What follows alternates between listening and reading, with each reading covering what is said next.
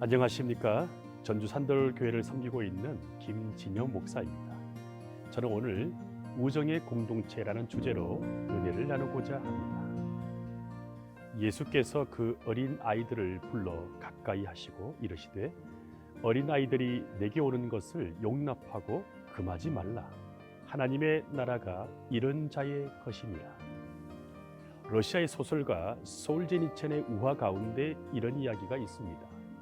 인간은 태어나서 처음 25년 동안은 인간다운 운명을 살고 그 다음 25년은 말처럼 일하면서 살아야 하고 그 다음 25년은 마음이 있으나 몸이 안 따라가니까 개처럼 짖으며 살아야 하고 마지막 25년은 원숭이처럼 누군가에게 구경꾼이 된다. 이것은 나이에 대한 비웃음이 아니라 인생의 과정을 보여주는 이야기입니다. 사실 50 이후에 중년의 삶은 얼마나 고단한지 모릅니다. 직장에서 잘리지 않기 위해 노력해야 되고 가족들을 먹여 살려야 되고 부모님을 돌보아야 하고 몸은 늙어서 이상 신호가 옵니다. 거기에 다 돈도 없습니다. 그동안 인생을 제대로 즐기지도 못했는데 찾아오는 건 질병이고 외로움입니다. 그때 어떤 마음이 들까요? 슬퍼지고 우울해지고 허무하고 공허합니다. 내가 인생을 잘못 살았나 후회가 찾아옵니다. 그런데 곰곰이 생각해 보십시오. 나는 그때 최선을 다했습니다. 지금 내가 행복하지 않는 이유는 그때 최선을 다하지 않았기 때문이 아닙니다. 너무 허리띠를 졸라매고 사느라 즐겨야 할 때 즐기지 못한 내 삶의 방식이 잘못된 것이죠. 우리는 항상 행복을 미래에 올 것으로 알고 그때 행복을 누리지 못했습니다. 그러다 보니 누리지 못한 과거의 삶을 계속 후회하게 됩니다. 그리고 그것은 지금 내 마음의 어두운 그림자로 남습니다. 내 안에 있는 어두운 그림자는 어린 시절에 상처 입은 아이입니다. 이것은 나를 괴롭히기 때문에 내가 달래줄 필요가 있습니다.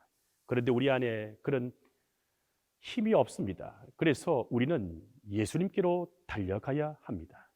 예수님은 어린 아이들처럼 아프면 아프다고 주님께 솔직하게 말할 줄 아는 자들에게 하나님의 나라가 임한다고 말씀하셨습니다. 하나님의 나라, 그 통치와 생명을 누리길 원한다면 내 나이가 어른이어도 내 안에 여전히 성인 아이가 있음을 알고 예수님을 영접하고 의지해야 합니다.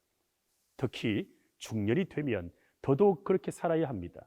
나이 들수록 주님 앞에서 어린아이처럼 울 수 있어야 합니다. 그리고 지금까지 견디며 살아온 나를 스스로 칭찬해 주어야 합니다.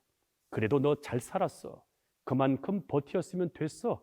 그동안 고생 많았어. 그런데 문제는 무엇이죠? 돈이 없습니다. 돈이 없어서 행복하지 않은 것 같습니다. 돈이 주는 행복이 분명히 있습니다.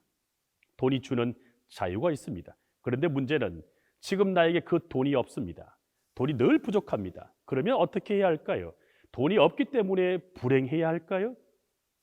우리는 돈 없어도 얼마든지 행복할 수 있는 삶의 방식을 찾아야 합니다. 그게 무엇일까요? 우정의 공동체입니다.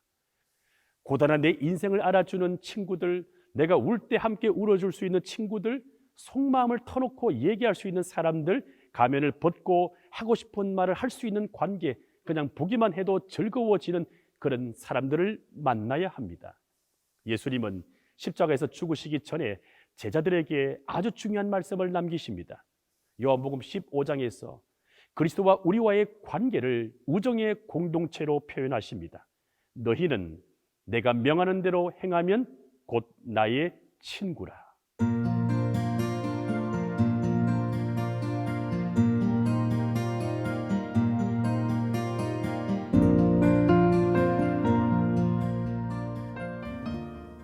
교회가 어떤 곳일까요? 예수님을 친구로 만난 사람들이 함께 모여서 우정을 나누는 곳입니다. 그러므로 나에게 우정의 공동체가 있다면 돈 없어도 얼마든지 행복할 수 있습니다.